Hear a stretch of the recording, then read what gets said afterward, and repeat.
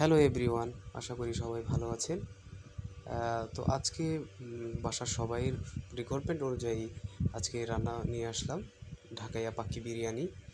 তো এই পাক্কি বিরিয়ানির জন্য আমি মাংস রেডি করে রেখেছি, আগেই ধুয়ে পরিষ্কার করে রেখেছি। আর ডিমের সাইজ আলুগুলো পছন্দ করে ছিলে রেখেছি। টক দই আছে সাথে, আর 2 কাপ পরিমাণ দুধ আর আদা বাটা, রসুন বাটা আর যাবতীয় মশলা আমি রেডি করেছি। আর এই তো বাসমতি চাল আমি ধুয়ে পরিষ্কার করে নিয়েছি। এইটা একবার ধুয়ে তারপরে পানিতে ভিজিয়ে রেখেছিলাম 15 থেকে 20 মিনিট। এতে করে চালগুলো ভাঙে না, আর পরবর্তীতে এগুলা খুব ভালো ঝরঝরেও হয়ে থাকে। তো ধুয়ে পানিতে ভিজিয়ে রেখে তারপরে আবার পানিটা ঝরাতে দিতে হয় কিছুক্ষণের জন্য।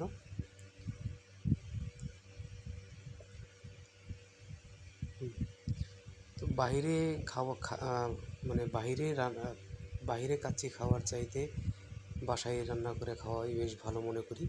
কিন্তু দুধের মধ্যে আমি একটু জর্দা রং ব্যবহার করেছি। আপনারা চাইলে এখানে জাফরান ইউজ করতে পারেন। তো আমার এখানে জাফরান অ্যাভেলেবেল ছিল না, তো সেই কারণে আমি জর্দা রংটা ইউজ করেছি। আর জর্দা রংটা আমি আলুগুলোর মধ্যেও ভালো করে মাখিয়ে নিয়েছি। এতে করে বিরিয়ানির মধ্যে যে আলুগুলো একই রঙের থাকে, রঙগুলো খুবই সুন্দর দেখা যায়, লাল লাল দেখা যায়। সেই কারণে আমি ভালো করে মাখিয়ে নিয়েছি। আর এ তো মশলা নিয়েছি কয়েকটা আইটেমের। এখানে মরিচের গুঁড়া, তারপর পরিমাণ মতো লবণ, তারপরে হচ্ছে এলাচ, দারচিনি, তেজপাতা, এগুলো নিয়েছি। আর এতে পেঁয়াজ কুচি দিয়ে রাখছি মাংসের মধ্যে। আর কিছু আদা বাটা, রসুন বাটা পরিমাণ মতো দিয়েছি। আমি প্রায় 2 টেবিল চামচ পরিমাণ পর্যন্ত আমি আদা বাটা, রসুন বাটা দিয়েছি। আর আমি টক দইটা ব্যবহার করেছি একটু বেশি, কারণ আমি ম্যারিনেট করতে আমি সময় খুব কম নিয়েছি। দ্যাটস ওয়াই টক দইটা এর জন্য খুবই কার্যকরী ভূমিকা পালন করে। আর লবণ দিয়েছি, তারপরে ধনিয়ার ফাঁকি দিয়েছি, তারপরে হচ্ছে শাহি জিরা দিয়েছি, মরিচের গুঁড়া দিয়েছি, গরম মশলা গুঁড়া করা ছিল আগেই, সেগুলো ভাজা গরম মশলার গুঁড়া দিয়েছি। সব একসাথে দিয়ে তারপর হচ্ছে মাখিয়ে নিয়েছি ভালো করে, এবং খুব পরিমাণ মতো ভালো করেই মাখানো প্রয়োজন হয়, যেন ভালো প্রত্যেকটা মাংসের কোনায় কোনায় যেন সবগুলো লেগে যায় ঠিক মতো। তো দেখতে পাচ্ছেন খুবই সুন্দর করে আমি ম্যারিনেট করার জন্য এগুলো করে ভালো করে মাখিয়ে একটা প্লেট দিয়ে চাপ দিয়ে রেখেছি, এবং প্রায় 20 মিনিটের জন্য রেখেছি। আর দুইটা প্যানে আমি তেল ব্যবহার করেছি। আপনারা চাইলে এখানে সয়াবিন তেলও ব্যবহার করতে পারেন, কিন্তু আমি সরিষার তেলটা বেশি পছন্দ করি, যে জন্য সরিষার তেল দিয়েছি। পাশাপাশি একটু ঘিও দিয়েছি, যাতে ফ্লেভারটা খুব ভালো আসে। এবং সেই জর্দা রং মাখানো আলুগুলা আমি ভেজে নিচ্ছি। আর এই তো এখানে আরেকটা কড়াইতে দেখতে পাচ্ছেন আমি বাকি যে তেজপাতা, তারপরে হচ্ছে জয়ফল, তারপরে হচ্ছে দারচিনি, পেঁয়াজ কুচি, এগুলা দিয়ে আমি ভালো করে কষিয়ে নিব। ভালো করে কষানো হয়ে গেলে তারপরে আমি মাংসগুলো দিয়ে দিব। মাংসগুলো দিয়ে তার ভালো করে মাংসটা কষাইতে হবে। এবং আমি বাড়তি কোনো পানি ব্যবহার করি নাই। বাড়তি পানি ব্যবহার করলে এটার ফ্লেভারটা হয়তো বা কম পাওয়া যাবে, যেই কারণে আমি এই ওই টক দইয়ের পানির যেটুকু ছিল ওইটুকু দিই আশা করি হয়ে যায়। আমারও হয়ে গিয়েছিল। তো ভালো মতো নেড়ে চেড়ে কষানোর প্রয়োজন হতে পারে। তো আমি কিছুটা ওই দুধের যে জর্দা রং মেশানো যে দুধ ছিল, সেটা আমি কিছুটা ওখানে দিয়ে রেখেছি পানির পরিবর্তে। আপনারা চাইলে একটু গরম পানি ইউজ করতে পারেন। এবং ভালো করে কষানোর পরে মাঝে মধ্যে ঢাকনা দিয়ে ঢেকে রাখলে আবার মাঝে মধ্যে একটু নেড়ে দিতে হয় যেন নিচে লেগে না যায়। এই তো দেখতে পাচ্ছেন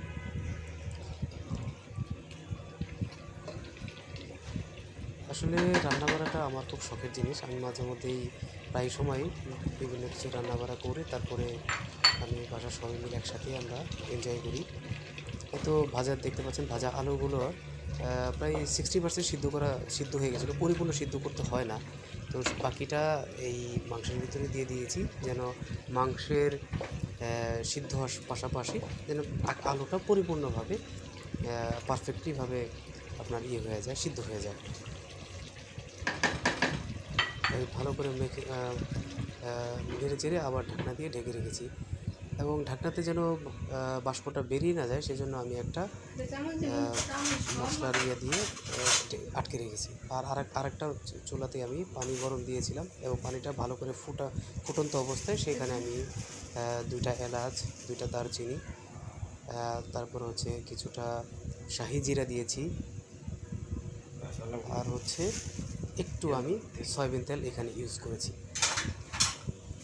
এই জায়গাটাতে সরিষার তেল আসলে না দেওয়াটাই ভালো মনে করি। এইখানে আমি সামান্য একটু সয়াবিন তেল দিয়েছি। আমার বাসমতি চালগুলো ঝরঝরে হয়ে গিয়েছিল, সেখানে আমি ভালো করে ধুয়ে আমি পানি ঝরানোর জন্য রেখে দিয়েছিলাম। তো সেখান থেকে পানি ঝরানো শেষ হয়ে গেলে পরে আবার চালটা দেওয়ার আগে পরিমাণ মতো লবণও দিতে হয়। লবণটা এমন পরিমাণ দিতে হবে যেন আপনার মুখে একটু তিতো স্বাদ লাগে এমন অবস্থায়, তাহলে চালটা পারফেক্টলি লবণটা হয়ে যায়। ওটা লবণ কম লাগবে না, স্বাদটা সুন্দর হয়। এই দেখতে পাচ্ছেন আমার চালগুলো একেবারে ঝরঝরা হয়ে আছে। তো সেই অবস্থায় আমি পরিষ্কার চালগুলো আমি সেই গরম পানিতে ঢেলে দিচ্ছি।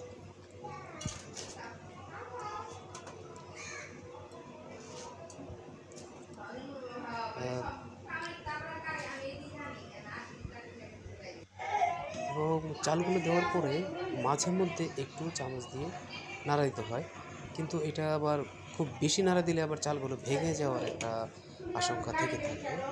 তো সেই ক্ষেত্রে মাঝে মধ্যে আলতো করে একটু নেড়ে চেড়ে দেখবে এবং চালটা প্রায় 70% সিদ্ধ হওয়া পর্যন্ত ওয়েট করতে হবে।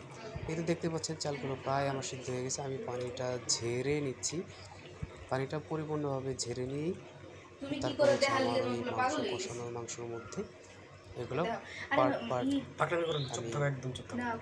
সাজিয়ে দিই। না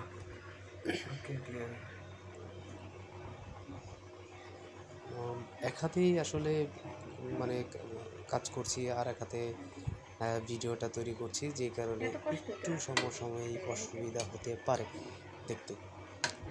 তো আমি আমার যথাসাধ্য চেষ্টা করেছি যেন আপনাদের কাছে পরিপূর্ণভাবে আমি বাসমতি চাল থেকে আসতেছে তাই পায়েসের মতো চিনি মনে বেশি দিছে না ভাই চালে কি চিনি দিছে নাকি মুখা ভাবে পানিটা ঝরায় পাকিস্তানি চা তারপরে দিতে পারলে বেশি ভালো হয়। কিন্তু দেখতে পাচ্ছেন আমি লেয়ার সাজিয়ে দিচ্ছি এবং এখন দেখতে পাচ্ছেন একটা চালও ভেঙে যায়নি, প্রত্যেকটা চালও একেবারে আস্তে আস্তে আছে এবং সুন্দর পরিপূর্ণভাবে হয়েছে। এবং এর মাঝে আবার আমি জর্দা রং মিশ্রিত দুধটা কিছুটা ছড়িয়ে দিচ্ছি, এটা একটু ভালো কালার আসবে এবং সেটা আমি লেয়ারভাবেই দিচ্ছি। পাশাপাশি আমি একটু ঘিও দিয়েছিলাম যেন ফ্লেভারটা খুব সুন্দর আসে। আমি বাড়তি তেমন কোনো মশলা ইউজ করি নাই, কারণ হচ্ছে একেবারেই আমি ঘরোয়াভাবে তৈরি করেছি কারণ হচ্ছে আমাদের বাসার মানুষজনই আমরা এটা খাবো। তো সেই ক্ষেত্রে কমার্শিয়ালিভাবে যে রান্নাবাড়া করে আসলে ওইভাবেই আমি একটু ব্যতিক্রমীভাবে আমি চেষ্টা করেছি যেন আপনারা দেখে খুব সহজেই এটা তৈরি করতে পারেন এবং চেষ্টা করতে পারেন। আমি ওইভাবেই করি নি। আবার দেখতে পাচ্ছেন আমি কিছু পুদিনা পাতাও আমি সংরক্ষণ করে রেখেছিলাম, সেগুলো আমি কুচি করে হাত দিয়েই কুচি করেছি, সেগুলো আমি লেয়ার সাজিয়ে দিচ্ছি। একটা লেয়ার এভাবে দেওয়ার পরে তারপর আবার আমি চালগুলো যেন এই লেয়ারটার উপরে যদি আবার চালটা দেওয়া 80 টাকা কেজি কি এর 400 টাকা কেজি ফ্লেভারটা একেবারে ভিতরেই থেকে যায়, ফ্লেভারটার বাইরে ওয়েস্ট হয় না। বহুত বড় হয়েছে চালটা। আমি আসলে ওইরকমভাবে প্রফেশনাল শেফ বা প্রফেশনাল রান্না করে থাকি না, সব সম্পূর্ণটাই হচ্ছে একেবারে নিজের শৌখিনতা থেকেই আমি রান্না করি এবং বাসার মানুষদের একটু সারপ্রাইজ দেওয়ার চেষ্টা করি আর কি। একটা লেয়ার দেওয়ার পরে আমি একেবারে উপরে মানে সর্বশেষ আমি পেঁয়াজের বেরেস্তা করে রেখেছিলাম। এটা অবশ্য আমার সহধর্মিণী আমাকে খুবই সাহায্য করেছে কিছু কিছু ব্যাপারে, যেমন পেঁয়াজ কুচি করে দিয়েছে সে, তারপরে সালাদটাও সে রেডি করে দিয়েছে। তো সব কিছু মিলে আর কি আমরা সবাই নিজেদের নিয়েই এটা আমরা উপভোগ করেছিলাম আসলে। মানে ওরা তো সারা সপ্তাহ ভরেই আমাদেরকে রান্না করে অনেক কষ্ট করে পরিবারের বাচ্চা সামলায়। তো আমরা আজকে একটা দিন সুযোগ পাই, তো সেক্ষেত্রে আমাদের প্রত্যেকেরই উচিত অন্তত মানে নিজের খাবার মেকিং করাটা এটা নিজের একটু শেখা আমার মনে হয়। কারণ মাঝে মধ্যে পরিবারকেও একটু সহজ করে দেওয়া এটা মনে হয় খুব বেশি খারাপ কিছু নয়।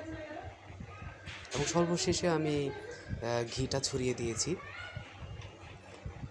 যেন পরে আমি যখন ঢাকনাটা দিয়ে আমি একেবারেই সিল করে দিব, তখন ঢাকনাটা খোলার সাথে সাথেই একটা মানে ঘি মিশ্রিত একটা অস্থির একটা ফ্লেভার আসবে। এই দেখতে পাচ্ছেন ধোঁয়া ওঠা একেবারে আমার পাক্কি বিরিয়ানি রেডি পরিবেশন করার জন্য।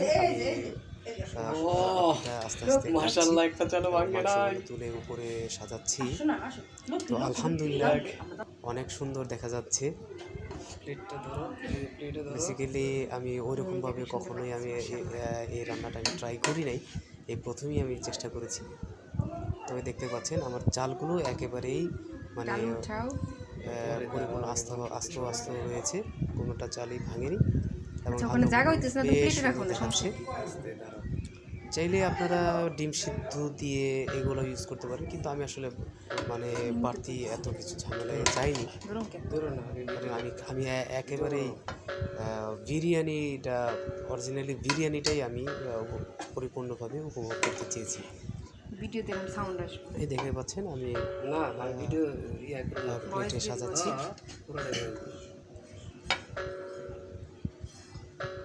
হয়েছে এখন এই দাদু পরে আবার বাইরে নিয়ে নেন।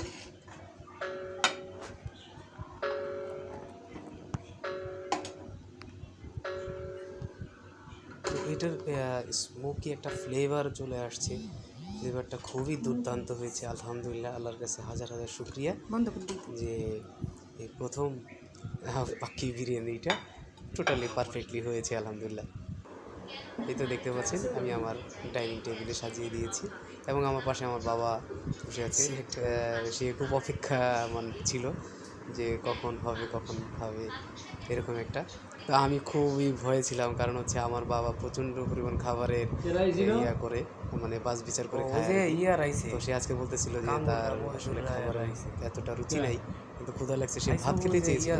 যদিও তাকে এক প্রকার বুঝিয়ে শুনে কনভিন্স করেছি আর কি। আমি বললাম যে কিন্তু আমি খুবই সারপ্রাইজড যে আমার বাবা প্রথম আমার হাতের রান্না খেয়ে মানে আমার হাতে প্রথম এই পাখি বিরিয়ানি খেয়ে আমার বাবা খুবই প্লেসড। কেমন বলে যে হ্যাঁ আলহামদুলিল্লাহ খুবই ভালো হয়েছে, খুবই মজা হয়েছে, ফাইন। এবং আমার বাবা আমাকে বলেছে যে প্রায় এটা করে খাওয়াতে। Thank you so